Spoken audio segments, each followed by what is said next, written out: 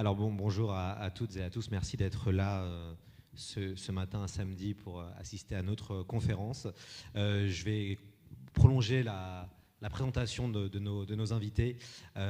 Donc Diana Filipova, qui est cofondatrice de l'agence éditoriale indépendante Stroïka, cofondatrice du mouvement Place Publique et autrice ou auteur de Technopouvoir dépolitisé pour mieux régner. À ses côtés, il y a Élodie René, qui est doctorante à l'université de Northampton.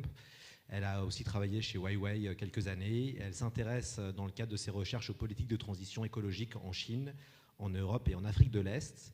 Et enfin, Arthur Degrave, cofondateur de l'agence éditoriale indépendante Stroïka et auteur de Startup Nation, Overdose Bullshit. C'est un pamphlet sur les grands mythes startup. Uber, Facebook, Airbnb, souriez, vous êtes notés. Alors, on pensait que cela s'arrêterait à l'école et au bulletin scolaire, mais la notification est devenue omniprésente. Pour choisir un endroit où dormir, où manger, où voyager, tout est noté. Alors, je vais demander à mes invités 4 étoiles comment, selon eux, s'est généralisé ce principe de notification globale du numérique. Diana. Alors, c'est quoi la question exactement? Comment tu as commencé cette idée de notification? Mais je crois que cette question d'évaluation de nous en tant que citoyens, elle n'est absolument pas nouvelle en fait. C'est juste qu'aujourd'hui, elle prend une ampleur peut-être encore plus grande qu'avant parce que justement les fondements de nos sociétés libérales en particulier sont de plus en plus tournés vers la comparaison, la compétitivité, la généralisation finalement du domaine du marché. Donc par la force de cette extension croissante, on est de plus en plus évalué à 360 degrés. Je reprends un terme qu'on utilise souvent, par exemple, dans les entreprises. On note les employés à 360 degrés.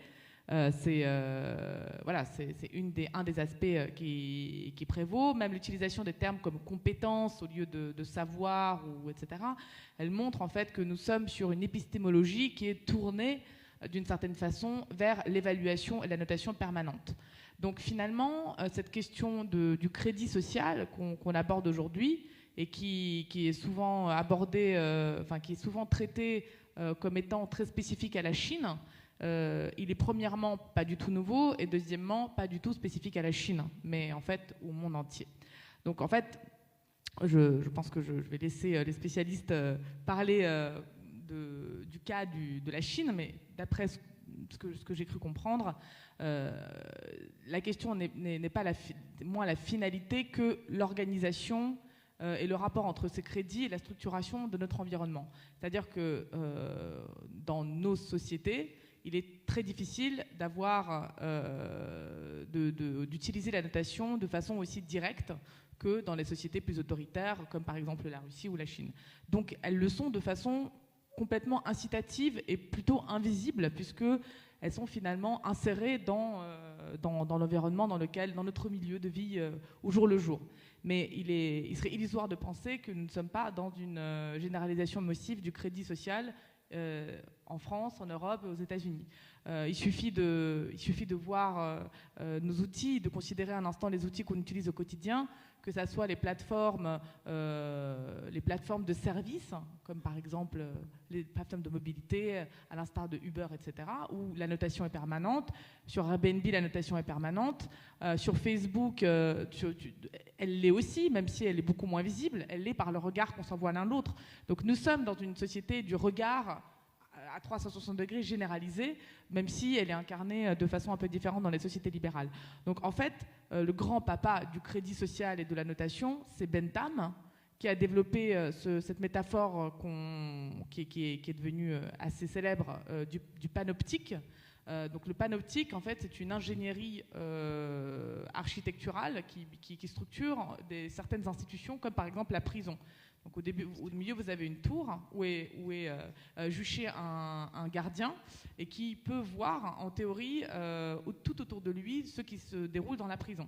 Ce qui est assez intéressant chez Bentham, c'est que ce qu'il disait, c'est qu'il il disait qu'il n'était pas forcément nécessaire que quelqu'un se situe dans cette tour-là, que lié finalement l'œil de Sauron soit effectivement à l'intérieur de cette tour. En fait, il suffit que nous, on le pense.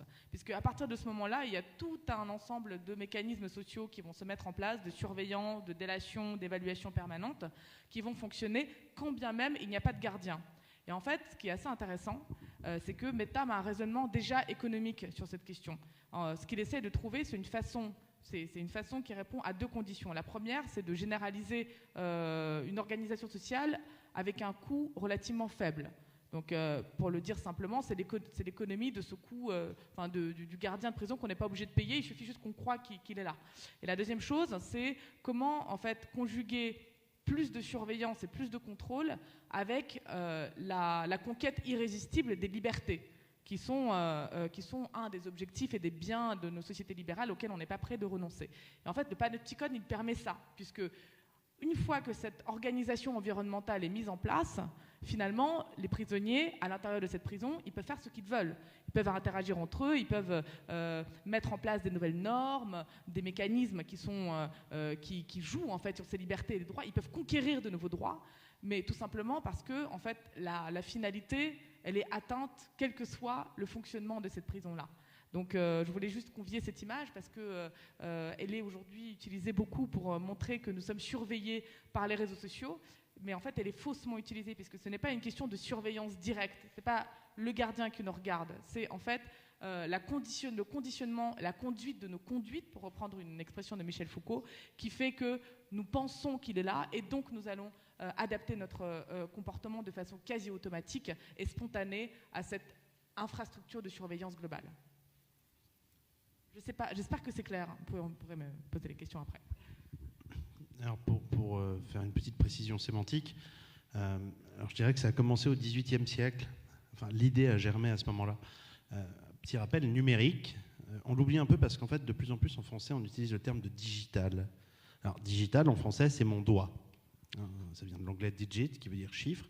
Mais en français, normalement, on dit numérique. Et ça dit ce que ça dit, c'est-à-dire que c'est une mise en chiffre du monde, qui est un vieux projet, un vieux fantasme qui naît à peu près au XVIIIe siècle avec les Lumières. C'est un projet condorcéen. C'est Monsieur de Condorcet qui fantasme cette mise en équation du monde. Et le numérique et l'informatique ne sont, à certains points de vue, que la continuation de ce vieux fantasme de mettre le monde en couple réglé. Et donc, quel est le moyen le plus simple et le plus efficace de mettre en couple réglé, de rationaliser les comportements?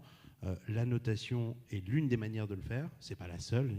Il y a aussi le nudge, il y a aussi le design, il y a aussi tout un ensemble de courants qui permettent de contrôler les comportements et de les faire rentrer dans les cases et en fait de supprimer la qualité, d'extraire la notion de qualité de nos existences quotidiennes et de faire rentrer la quantité à la place. Donc mettre en quantité, mettre en chiffres, c'est d'une certaine façon l'infrastructure technologique qu'on a créée donne corps à ce qui était un rêve à une époque reculée. Je ne suis pas sûr que ça continue à être un rêve très très longtemps. Élodie, est-ce que vous voulez réagir ? Oui, tout à fait. Pour rebondir sur cette mise en données du monde, il est probable que la financiarisation de l'économie et la place croissante des marchés financiers dans l'organisation du monde a largement accentué et accéléré ces systèmes de notation qui, dans le secteur financier, ont une importance cruciale. Les banques, les assurances ont besoin d'avoir des chiffres, d'évaluer la fiabilité, l'intégrité des emprunteurs. Elles ont besoin de chiffres pour leurs investissements, pour les mécanismes spéculatifs. Ce passage effectivement d'un monde analogique à un monde numérique, tant sur le plan du monde des idées que de l'infrastructure technologique qui a permis ce passage-là, a effectivement accentué et on va dire donné un corps à ces vieux rêves de mise en données du monde qui datent effectivement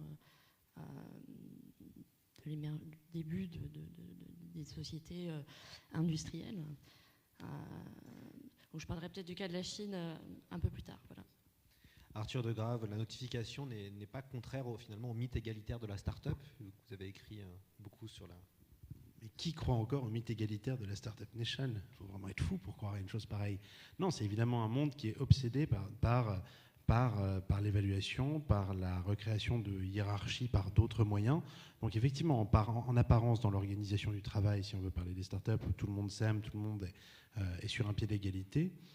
Il n'y a pas si longtemps, la Silicon Valley se racontait encore toute une légende sur elle-même en pensant qu'elle était un univers méritocratique, égalitaire, versus la côte Est. Je parle surtout du tournant des années 2010 qui s'était vautré dans le stupre, la finance, Wall Street qui s'était foutu dans le mur, contrôlée par des fils à papa qui avaient fait Harvard, alors que les entrepreneurs de la Silicon Valley avaient évidemment commencé leur aventure dans un garage, et donc c'était fait tout seul.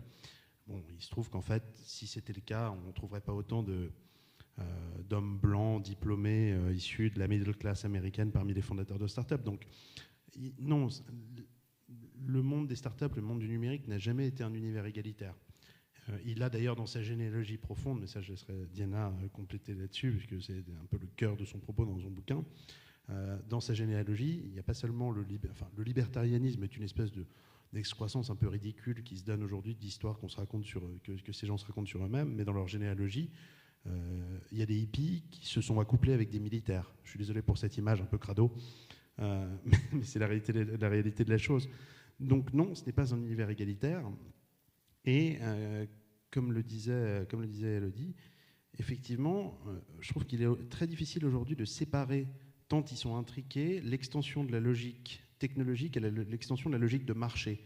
Peut-être pour des raisons tout à fait... c'est peut-être pas une fusion absolue, mais en tout cas, aujourd'hui, une extension du domaine de la notation, une extension du domaine du numérique se traduit immédiatement par une extension du domaine du marché. Et par là, je veux dire que c'est presque, à mon sens, le rôle des startups aujourd'hui. Je veux dire par là que, mais c'est un des points que je couvre assez rapidement dans mon bouquin, pas très sérieusement, mais le bouquin n'est pas très sérieux, enfin, faussement pas sérieux, c'est que le rôle profond de l'entrepreneuriat aujourd'hui, le rôle du start-upper, tel qu'il est fantasmé par certains courants politiques qui peuvent être au pouvoir dans certains pays et qui fantasment l'avènement du futur d'une startup nation, c'est que le start-upper, en fait, il n'est pas là pour produire de l'innovation technologique de rupture. C'est-à-dire que globalement, la plupart des startups qui prétendaient avoir créé des technos super disruptifs ces dernières années se sont révélés être des scams, des schémas de Ponzi, des arnaques. Je pense à Theranos notamment. Mais globalement, beaucoup de startups se contentent aujourd'hui de créer des plateformes et d'introduire des mécanismes de marché dans des domaines qui en étaient prémunis auparavant. Tinder a fait de la relation amoureuse, a fait de la rencontre amoureuse un marché. Airbnb a fait de l'hospitalité un marché. Donc fondamentalement, les plateformes et le numérique ces dernières années sont plutôt, et je pense qu'en fait, je sais que tu aimes la SF, pour moi les start-upers sont des terraformeurs. C'est-à-dire qu'ils introduisent, ils font pénétrer de façon détournée le marché dans des domaines, dans des secteurs de l'existence, que ce soit au niveau intime, dans le foyer, ou que ce soit au niveau collectif, en cassant des monopoles d'État potentiellement. Ils introduisent du marché là où il n'y en avait pas auparavant. Donc ils terraforment, ils changent l'environnement, et c'est pour ça qu'on les adore. Diana Filipova, comment la notification participe au technopouvoir, qui est un des grands thèmes de votre livre, de votre récent livre? En fait, c'est toujours plus simple de voir le fonctionnement des mécanismes lorsqu'il ne se passe pas chez nous. Donc je crois que l'exemple de la Chine nous permet de voir très clairement que les technologies, donc la technologie du crédit social, clairement, en fait, c'est une espèce d'énorme, pour l'image un peu simple, c'est une espèce d'aspirateur de données qui va juste amasser une énorme quantité de données sur les comportements des citoyens chinois, et à partir de là, en fait, les placer sur une matrice. Soit c'est des bons élèves, soit c'est des mauvais élèves. Soit ils sont bien notés, soit ils sont sur liste noire. Et s'ils sont sur liste noire, le pire, c'est pas qu'ils puissent finalement pas accéder au crédit ou ne pas bénéficier des services, de certains services privés, mais c'est qu'ils soient au centre de l'opprobre de leurs voisins, donc qu'ils soient socialement considérés comme des personnalités non gratées. Donc clairement, les technologies qui sont derrière, donc l'aspirateur de données en gros, et leur utilisation, leur modélisation, leur mise à profit d'un certain objectif politique, ce ne sont pas des technologies, ce sont des technologies de pouvoir. En tout cas, elles sont mises au service de l'exercice et du maintien au pouvoir d'un certain système et de son développement. Donc c'est clair, c'est net. En Chine, il n'y a pas de doute là-dessus. Ce qui est problématique chez nous, c'est que nous avons depuis très longtemps considéré les technologies comme des vecteurs d'un certain progrès.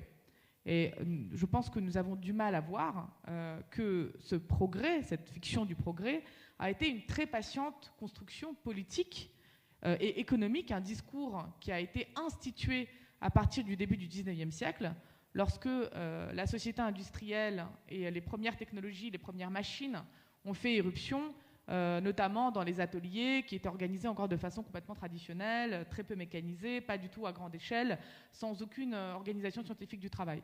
Donc en fait, quand ces premières technologies elles sont rentrées dans la vie des gens, et la vie des gens sous toutes ses facettes, tant au travail que dans leur foyer, avec évidemment l'électricité, que dans les villes où ils vivaient, puisque tout l'espace urbain a été réorganisé à partir de cette nouvelle technologie, il a fallu, pour les convaincre qu'il fallait les accepter, parce que c'était d'une violence extrême au XIXe siècle, comme le prouvent des très nombreuses mutineries et contestations qui étaient organisées à l'époque pour résister à l'invasion de la vie des gens par les machines, les vaccins, etc.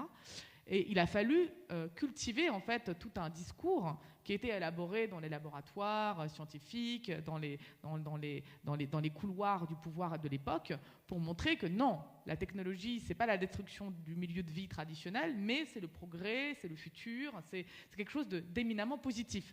Il y a eu énormément d'écrits qui ont opposé la vision des Lumières et du progrès de la croissance à l'espèce de peur viscérale des foules face à ces machines qui font irruption de leur vie. Enfin, un des bouquins les plus connus sur ce sujet, c'est celui de Gustave Le Bon sur, je crois que c'est une sorte de le sentiment des masses, donc qui montrait qu'en gros les masses sont par définition plongées dans une réaction sombre, et que heureusement qu'il y a la machine et le progrès pour les sortir de cette ignorance crasse. En fait, aujourd'hui, les choses sont plus subtiles, certes, parce qu'on ne peut pas vraiment accuser les gens de façon aussi directe, mais elles ne le sont pas tant que ça. C'est-à-dire que dès que vous commencez à brandir un discours un peu négatif ou critique sur la question des technologies, ce qu'on appelle les technocritiques, eh bien, on vous accuse d'être un technophobe. Donc être un technophobe, c'est directement être écarté du discours. Un des penseurs les plus importants sur la question des technologies, Jacques Ellul, un Français, a été absolument constamment taxé de technophobie, écarté même du débat public durant tout le XXe siècle.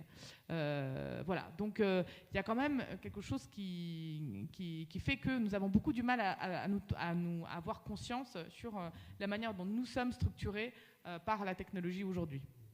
Alors on va parler de la Chine, et on va avec Élodie René.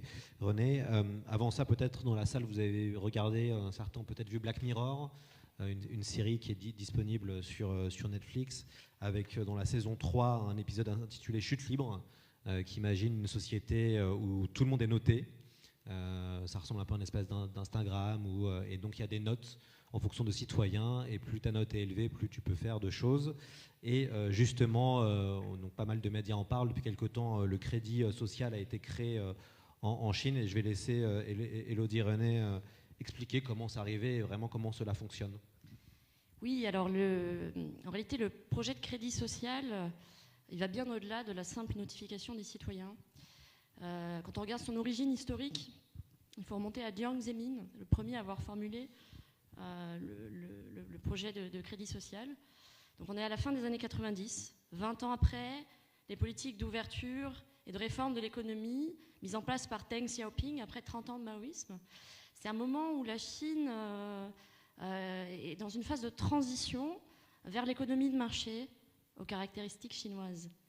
Donc on est dans la construction du capitalisme d'État chinoise, et à ce moment-là, les banques sont largement sous-outillées en matière de registre bancaire, et elles sont face à des problèmes d'insécurité dramatiques.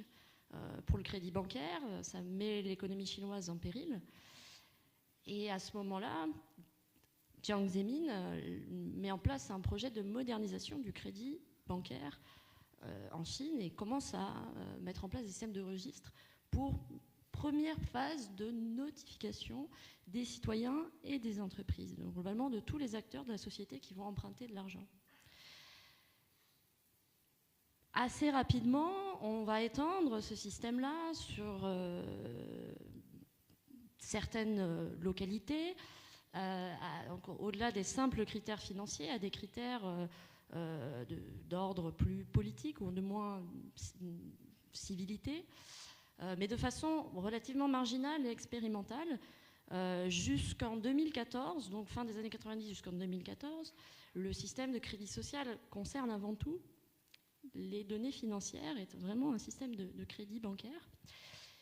Puis on a en fait, il y a peu de personnes en Chine, il y a 1,450 milliard d'individus, un pays à l'échelle d'un continent.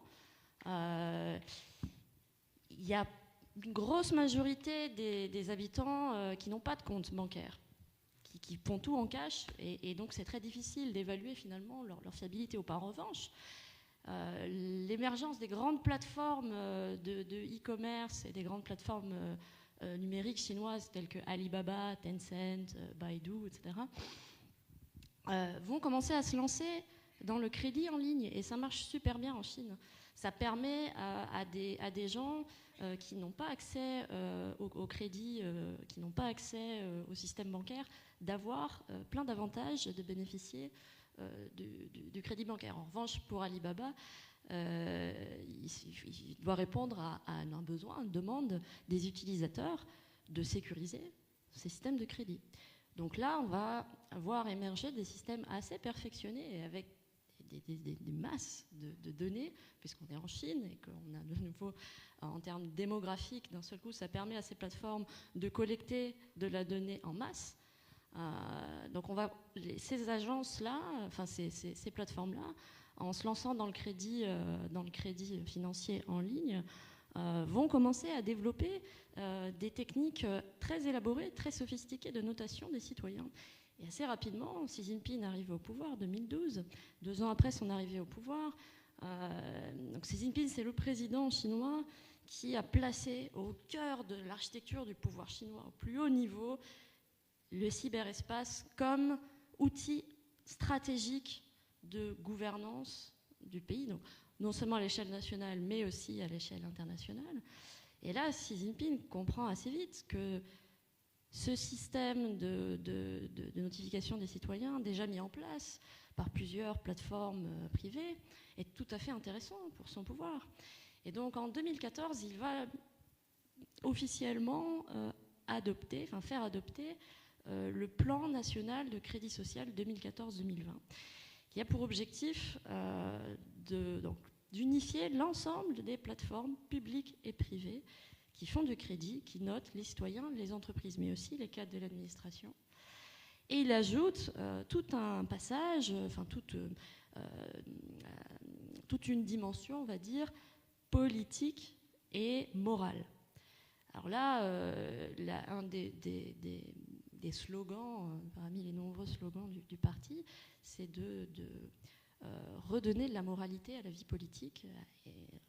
Et ça c'est aussi une façon pour le parti de rendre des comptes face à sa population. Il faut bien voir que, contrairement à ce qu'on peut entendre ou qu'on pourrait croire spontanément, ce système-là est plutôt bien perçu par les citoyens qui demandent des comptes contre la corruption, contre l'immoralité, etc.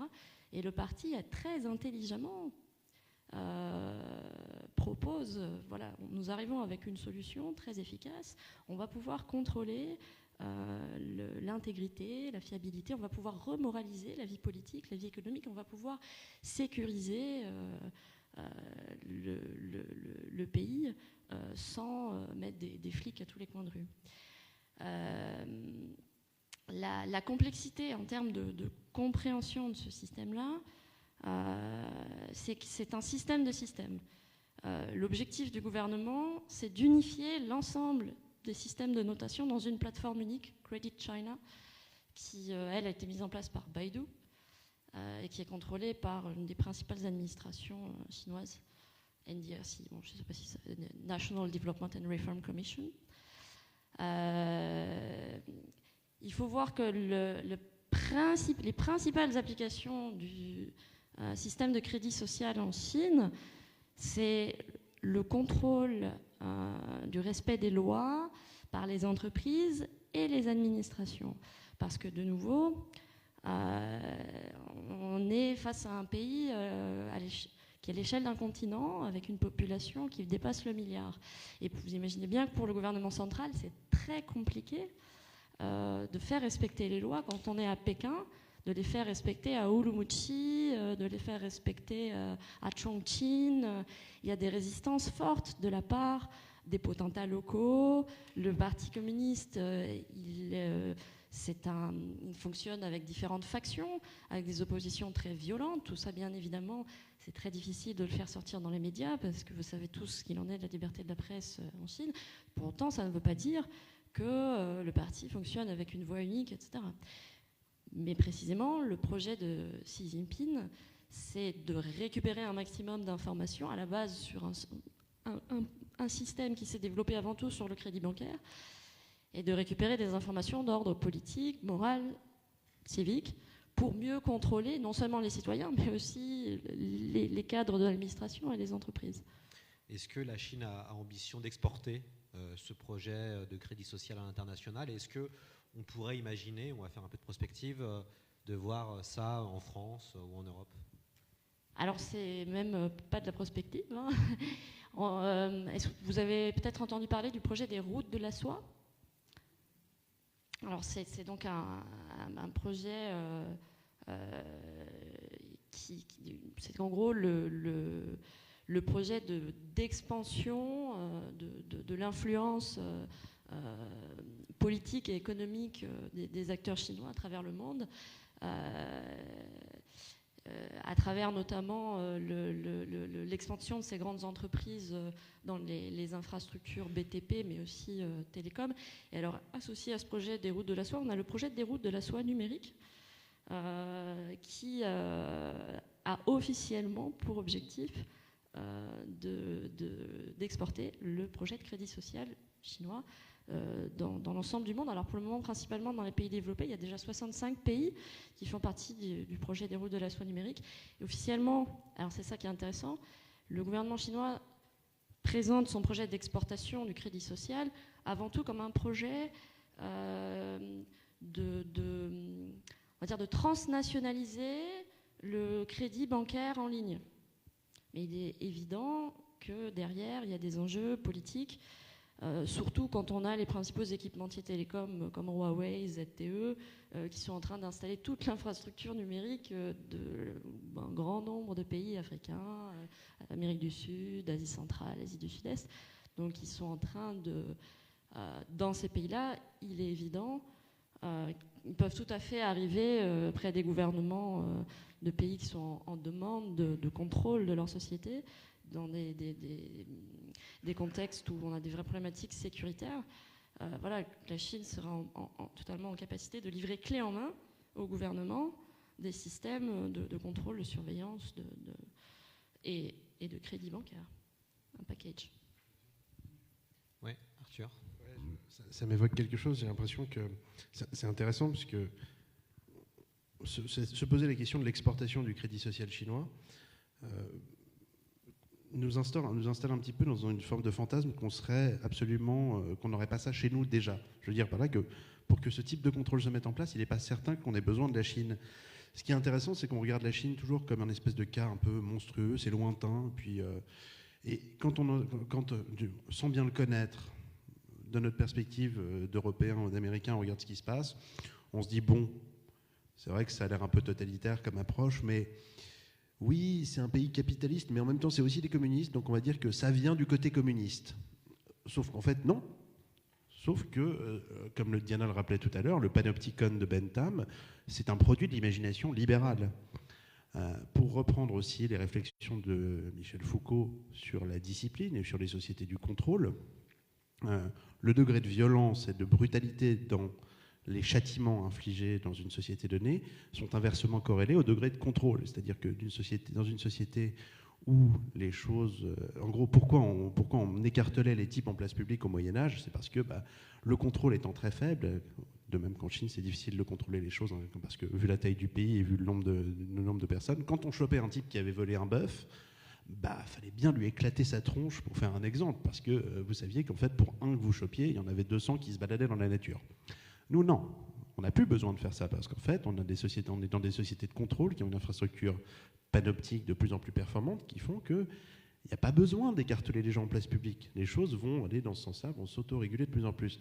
Mais c'est intéressant de se dire que toujours se dire que la Chine, effectivement, c'est le côté communiste qui prime, parce que, vous savez, une dictature, c'est quand les gens sont communistes, qu'il fait froid, que les gens portent des chapeaux gris, portent des chaussures avec des fermetures à glissière. Justement, l'auteur de science-fiction, Alain Damasio, qui était invité hier, parle du régime de contrôle mis en place par les gouvernements et les GAFAM, mais aussi d'une auto-aliénation du citoyen qui lui-même participe à ce système. Pensez-vous, et là je m'adresse à Diana, est-ce que tu penses qu'on entretient finalement notre propre aliénation avec la notification? Oui et non. Oui, forcément, mais avons-nous le choix en fait? C'est-à-dire, la plupart d'entre nous, si demain on se décide d'éteindre son téléphone et de le mettre dans un placard, on ne peut plus travailler, on ne peut plus savoir ce qui se passe dans le monde, on ne peut plus s'informer, puisque c'est bien le propre de la technologie, ce que disait Arthur tout à l'heure, ce que moi j'appelle dans mon bouquin la technomarchandisation, c'est de s'immiscer dans un milieu qui avant n'était pas soumis forcément à la fois au marché et à un contrôle technologique, et de le soumettre à ce double contrôle. Enfin, c'est même pas du contrôle en fait, c'est une double logique. Une logique qui est une logique de contrôle, puisque, par exemple, des relations aussi simples qu'aller emprunter une perceuse à son voisin sont soumises maintenant à un contrôle du marché, puisque maintenant il faut le payer, voilà, et de la technologie, puisque le paiement s'effectue en ligne, par une carte de crédit, etc. Donc il y a cette technomarchandisation-là, et en fait, elle nous conduit, c'est elle qui structure notre milieu, elle devient notre milieu, et à partir de là, certes, on peut se dire qu'on est aliéné parce qu'on n'est pas capable d'éteindre les notifications et qu'on va tout le temps être sollicité, mais en fait, c'est pas vraiment de notre faute, puisque c'est structuré de telle manière à ce qu'on puisse... Il faut vraiment appliquer un effort considérable, démesuré, pour arriver à vivre à la fois du point de vue psychologique et très pratique, c'est-à-dire vivre dans cette société-là, qui est la nôtre, sans avoir recours à ces technologies.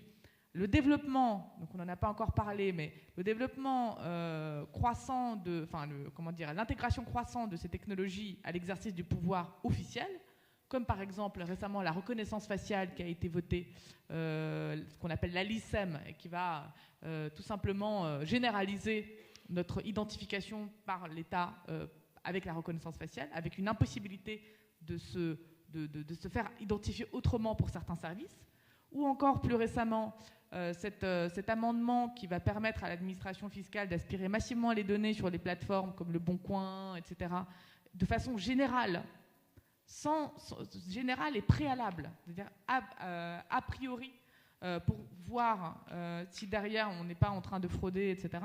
Évidemment, ça va concerner qui? Ça va concerner le pauvre mec qui a mis, ou la pauvre femme qui a mis son appartement en location de façon illégale. Pas du tout le milliardaire qui a de toute façon structuré son capital de telle manière qu'il n'a pas besoin d'aller se louer son appartement sur le Bon Coin, si vous voulez, pour se faire les fins de mois ou payer ses impôts. Donc on va en plus, toutes ces technologies de contrôle, elles sont orientées sur qui? Sur ceux qui n'ont pas moyen d'y échapper, c'est-à-dire vous et moi, les faibles, ceux qui sont du côté des gens normaux. Ceux qui ont les moyens d'y échapper, c'est ceux qui structurent derrière ces technologies-là, et eux, ils n'ont aucun problème, puisqu'ils savent très bien comment elles fonctionnent là, et ils sont dans une espèce d'organisation qui permet d'échapper. Je vais être un peu longue, mais j'aimerais juste rebondir sur autre chose. La question de la Chine, qui est très intéressante, c'est que les Chinois sont beaucoup plus intelligents que nous, et ils regardent comment fonctionnent les sociétés libérales qui sont aujourd'hui en décomposition. Enfin, elles sont en train d'imploser et d'exploser de partout. Donc la Chine a adopté à un moment donné le mécanisme économique du marché. Ce qu'ils ne veulent pas, c'est que ce mécanisme économique du marché vienne exploser leur société comme ils l'ont fait avec les nôtres, en fait, depuis le tournant néolibéral des années 80.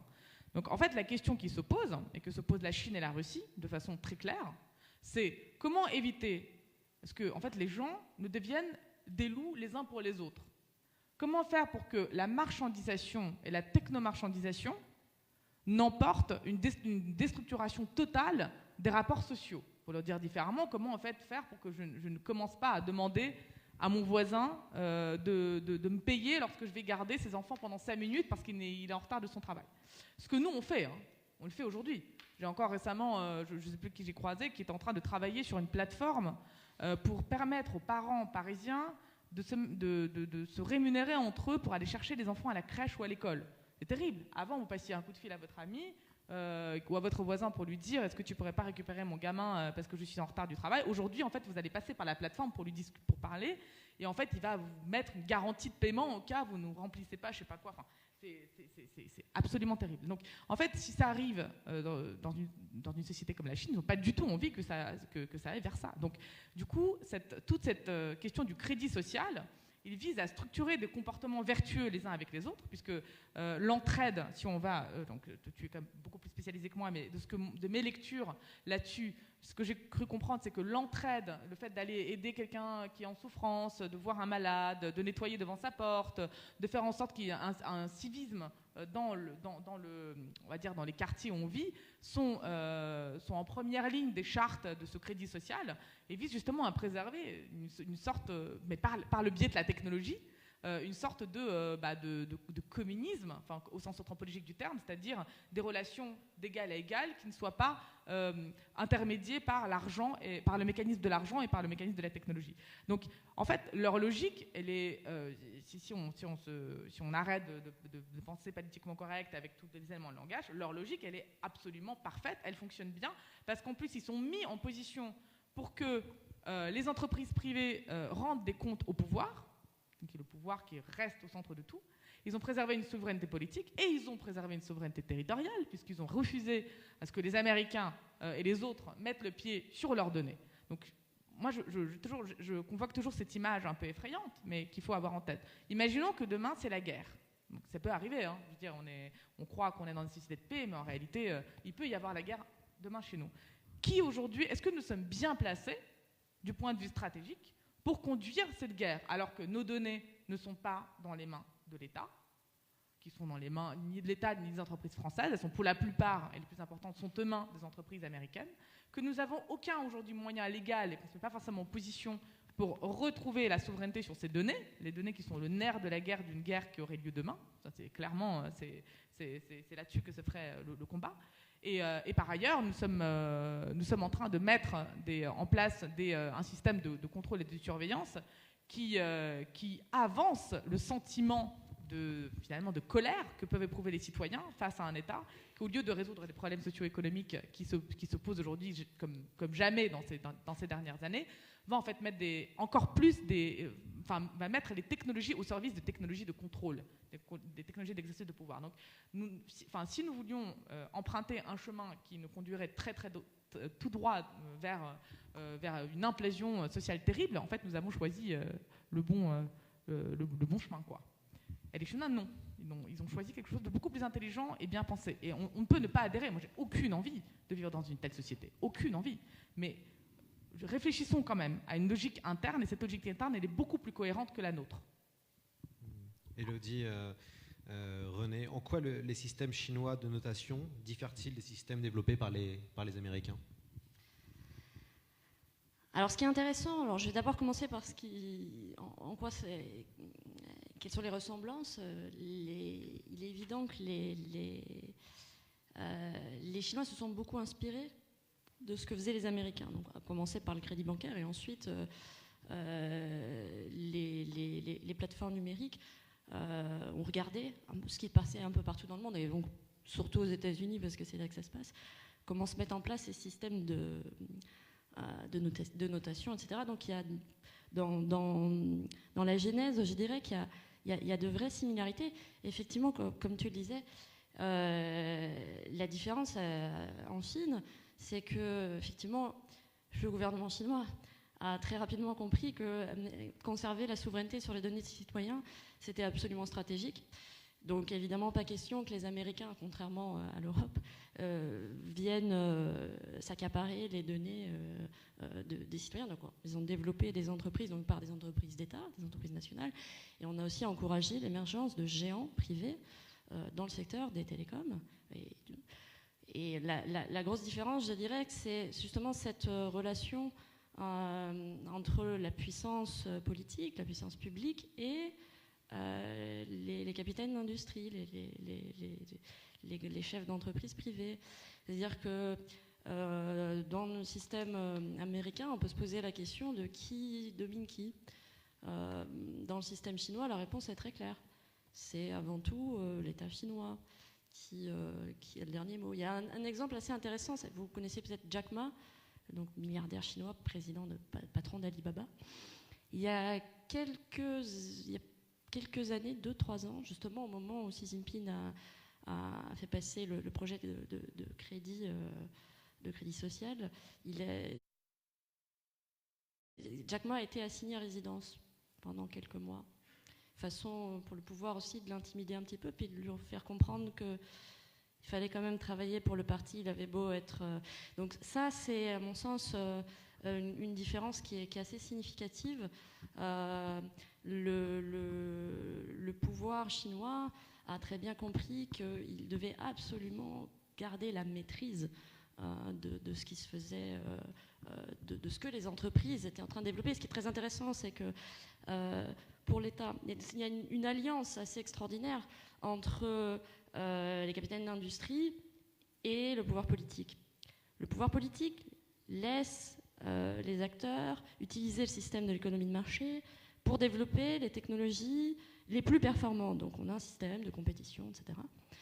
Une fois que les technologies les plus pointues sont mises en place sur le marché, donc dans un système de marché, c'est à ce moment-là que l'État les récupère pour les intégrer dans son système de gouvernance.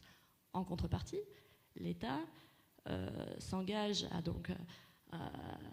se porter garant de la bonne santé économique des entreprises, leur assure des parts de marché, leur permet de se développer à l'international, leur assure des lignes de crédit bien généreuses. La grosse différence, effectivement, dans le système américain, c'est qu'on a des pouvoirs ex nihilo déterritorialisés qui sont des États sans être des États, qui de fait ont un pouvoir politique considérable, mais est-ce que le pouvoir séculaire, est-ce que le pouvoir des administrations, le pouvoir politique est vraiment en capacité de leur imposer telle ou telle ligne de conduite? On peut largement douter. Par contre, on peut largement supposer que l'inverse est vrai. Il n'y a qu'à voir en Europe, comme c'est compliqué de faire appliquer le RGDP. En Chine, le pouvoir a bien plus de capacité d'imposer aux entreprises Juste, je voudrais rebondir sur quelque chose sur ce que tu disais par rapport au système de récompense. Alors, effectivement, dans les textes du crédit social, on met en œuvre, enfin, on présente la récompense des comportements vertueux, etc., comme un élément important du système de crédit social. En réalité, les chercheurs qui sont allés vraiment fouiller dans les données qui existaient sur les plateformes disponibles des gouvernements, qui ont cherché un petit peu à comprendre comment fonctionnaient les algorithmes, là on découvre que les sanctions sont beaucoup plus importantes. Proportionnellement, le système de récompense est beaucoup plus faible. Et alors ensuite, c'est toujours très compliqué de savoir qu'est-ce qui se passe vraiment en Chine, parce que comment on a accès à l'information? Alors, soit c'est des études empiriques, donc il faut aller sur le terrain, aller vraiment rencontrer des gens qui sont soumis à ce système de notation, voir qui les note. Est-ce que c'est Alibaba via Sésame? Auquel cas, quand c'est Alibaba avec le système de Sésame Crédit, personne n'oblige, c'est comme vous sur Facebook ou Airbnb ou autre, personne ne vous oblige. Il n'y a pas un policier avec un flingue qui vous oblige à l'utiliser. Vous l'utilisez parce que c'est pratique, comme tu disais. On ne peut pas dire qu'on est responsable, mais si les gens vont dans ce système-là, c'est que ces systèmes sont conçus pour être intelligents, bien pensés, pratiques, etc. Donc c'est comme un pot de miel finalement. Donc les gens s'engouffrent là-dedans, c'est ce qui se passe en Chine. Ce qui est très compliqué, c'est comme il y a plein de systèmes différents, alors de nouveau à l'échelle de l'État, il y a des critères différents, il y a des sanctions différentes. Pour avoir l'info, il faut aller fouiller. Il y a quelques études qui montrent que par exemple sur Alibaba, c'est assez intéressant pour mettre en place ce système de sanctions. il faut interconnecter les systèmes. Donc ça pourrait on pourrait facilement, en regardant ce qui se passe en Chine, imaginer ce qui pourrait se passer ici. Par exemple, Alibaba est connecté, enfin passer des alliances avec des agences immobilières, avec effectivement l'équivalent de la SNCF, avec des agences de transport, avec des aéroports, etc., avec des écoles, et puis évidemment avec des administrations publiques, ceux qui vont donner des aides sociales, etc. Donc sur le système de Sésame Crédit, donc il y a des notes qui vont de 350 à 900, et effectivement on a des systèmes de liste noire, liste rouge, liste verte, et comme Alibaba, donc pour prendre ce cas-là, a passé des accords avec un certain nombre d'autres acteurs, ça permet de mettre en lien les données, et à chaque l'individu ou l'entreprise qui a un score bas, automatiquement elle va avoir des sanctions, mais ces sanctions, si elles existent, quand on dit que voilà, ce système, si vous perdez des points, vous n'aurez plus accès à ça ou ça, attention, il faut voir de quelle autre qualité vous parlez, de quel système vous parlez, et ce système-là, effectivement, il a passé un accord avec tel ou tel truc. Ensuite, ce qu'on peut supposer qui va émerger, si ce n'est pas déjà le cas, c'est des systèmes où on peut racheter des points. Donc par exemple, vous avez fait plein de choses absolument affreuses, vous avez écorché un chat vivant devant tout le monde, vous avez perdu beaucoup de points, vous avez beaucoup d'argent. On peut tout à fait supposer qu'il y a des gens qui vont se lancer dans le marché de la revente de points. Alors, je dirais, c'est pour ça que le système d'économie de marché en Chine, l'ultralibéralisme, il existe, il n'est pas bien. Jiang Zemin, c'était un des premiers, enfin, il s'est beaucoup inspiré de Friedman, de ce qui se passait en Angleterre, aux États-Unis, etc. Donc, c'est un État, c'est très complexe de comprendre. Il y a à la fois un État puissant qui contrôle ses entreprises, et à la fois une population qui est soumise à des mécanismes d'ultralibéralisme. Ce sera le mot de la fin. Merci beaucoup à nos 3 intervenants. Merci. Merci à vous. Dans quelques minutes, les Français face à la médecine douce. Si vous êtes inscrits, vous restez. Et sinon, je vous remercie de quitter l'auditorium très rapidement, si possible.